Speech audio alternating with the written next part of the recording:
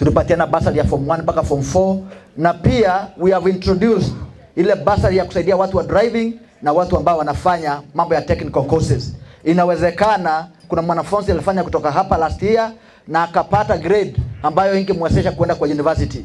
Sasa through the county government mnaweza kupata bursaries, you go to the institutes ili mfanye courses kama tailoring, mambo ya plumbing, mambo ya udriver, mambo ya kazi ya mkono. Pia inalipa vizuri. Si lazima kila mtu ambaye ako hapa amekaa hapa aende university. Wengine wanasenda technical courses na pia watajisaidia na wasaidie watu wao. Hiyo ni mzuri ama ni mbaya?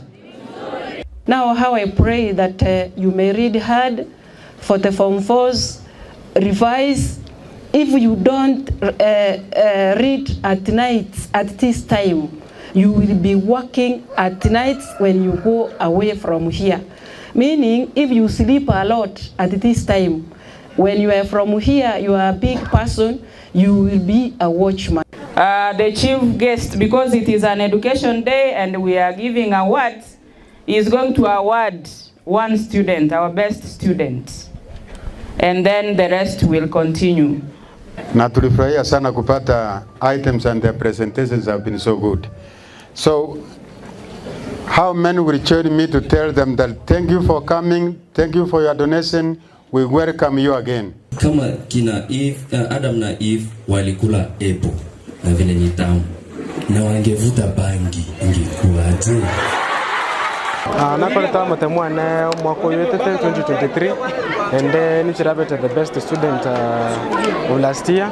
So far didikolia radio ndia chakadre via to have awarded via, and we thank for the teachers for the good work they've done and the project of Magenge na hapa na voices na wakiambia mbona sisi uchogo tuseveta.